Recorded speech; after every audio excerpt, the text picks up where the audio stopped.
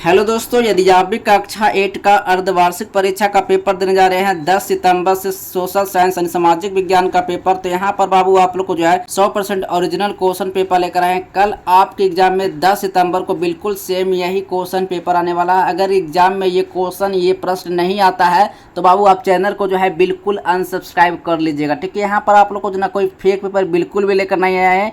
ये 10 सितंबर को बिल्कुल सेम यही क्वेश्चन पेपर 100% आने वाला है। तो सबसे पहले यहाँ पर बाबू आप लोग को जो है एक एक प्रश्न का सही सही आंसर बताने वाले हैं। तो इससे पहले यहाँ पर बाबू जो भी यहाँ पर आपको भरना है ये सब पहले आपको बता के चलते हैं, तभी आगे प्रश्न को देखेंगे, ठीक है। तो चलिए, यहाँ पर कुल पूर्णांक 50 नंबर का रहेगा। सीट कोड बाबू ये रहेगा, ठीक है। और यहाँ पर समय पूरे बाबू 2 घंटा मिलेगा, इससे ज़्यादा समय नहीं मिलने वाला है।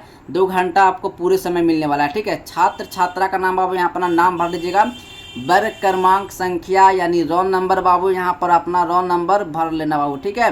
और विद्यालय का नाम, जो भी विद्यालय का नाम है विद्यालय का नाम लिख लेना है। प्रखंड का नाम भर लेना है, जिला का नाम भर लेना है, संकुल का बाबू नाम भर लेना है, ठीक है।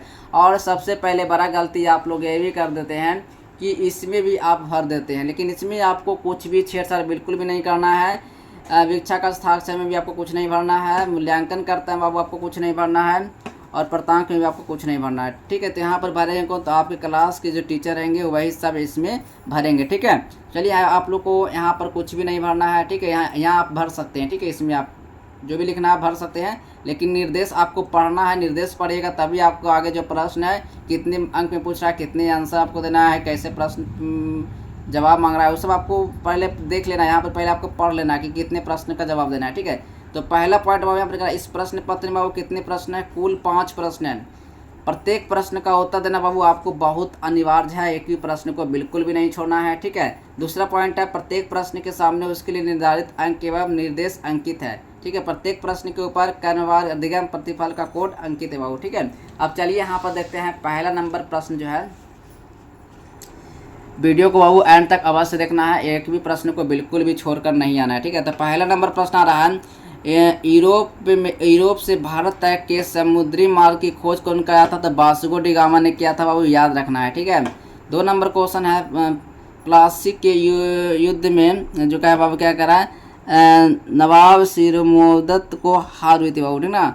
अब 3 नंबर पॉइंट क्या, अहमदाबाद को भारत को क्या कहता है? मैनचेस्टर कहा जाता है। क्या कहता है? मैनचेस्टर भी कहा जाता है, ठीक है।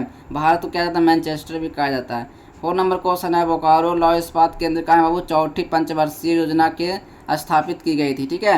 चलिए, यहाँ पर बाबू इसका सही देखिए, यहाँ पे सब यहाँ पे लिखा हुआ है। वास्को डी गामा हो गया, सिराजुद्दौला हो गया, ठीक है, अहमदाबाद हो गया, चौथी पंचवर्षीय योजना हो गया, ठीक है। इसमें आपको खोज की इसमें आपको भरना है, ठीक है, डॉट डॉट वाला में। अब 5 नंबर क्वेश्चन है, संविधान के तीसरे भागों में क्या बाबू?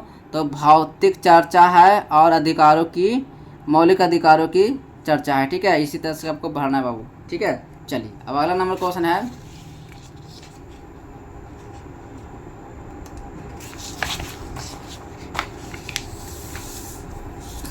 चलिए अगला नंबर प्रश्न है, 2 नंबर क्वेश्चन है, सही कथन पर सही और गलत का निशान लगाना है बाबू, ठीक है। 5 दूनी 10 नंबर का है वो, ठीक है।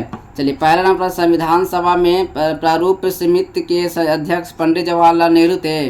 बिल्कुल नहीं थे, ठीक है। 2 नंबर क्वेश्चन है, मुक्त व्यापार की नीति ने कंपनी का एकाधिकार समाप्त कर दिया था? बिल्कुल समाप्त कर दिया था बाबू, ठीक है। अब 3 नंबर क्वेश्चन है, अस्थाई बंदोबस्त 10 वर्षों तक के लिए था? बिल्कुल हाँ, सही हो जाएगा। 4था नंबर है, ग्रेफाइट का उपयोग पेंसिल बनाने में होता है? बिल्कुल सही हो जाएगा। और 5 नंबर क्वेश्चन है, बेंगलुरु को सिलिकॉन सिटी भी कहा जाता है? बिल्कुल हाँ, बेंगलुरु को जो है सिलिकॉन सिटी का नाम से, सिटी के नाम से भी जाना जाता है, ठीक है। 3 नंबर क्वेश्चन है, 3 नंबर क्वेश्चन है बाबू, सही सही मिलान करना है बाबू, ठीक है। कॉलम का में और कॉलम खा में करना है। 10 नंबर का क्वेश्चन है, ठीक है। चलिए, दुर्गापुर कहाँ है बाबू? दुर्गापुर कहाँ है बाबू? तो दुर्गापुर जो है पश्चिम बंगाल में हो जाएगा, ठीक है। यहाँ आपको मिलान करना सीधे। अब यहाँ पर क्या रहा है, विशाखापट्टनम कहाँ है बाबू? तो विशाखापट्टनम जो है आंध्र प्रदेश हो जाएगा, ठीक है। घा में मिलाइएगा। अब नीला दर्पण का हो तो दिन बंधु मित्र हो जाएगा, ठीक है। जादोनांग कहाँ है? जादोनांग है नागालैंड में बाबू, ठीक है। और संपूर्ण क्रांति बाबू जयप्रकाश नारायण, संपूर्ण क्रांति जयप्रकाश नारायण हो जाएंगे, ठीक है। चलिए, अगला नंबर क्वेश्चन है, 4 नंबर प्रश्न है, निम्न प्रश्नों के उत्तर लगभग 50 शब्दों में देना है। ये 10 नंबर का क्वेश्चन बाबू, ठीक है। एक्स किसे कहते हैं, अर्थात हमने कहा जल प्रदूषण का क्या क्या महत्व है।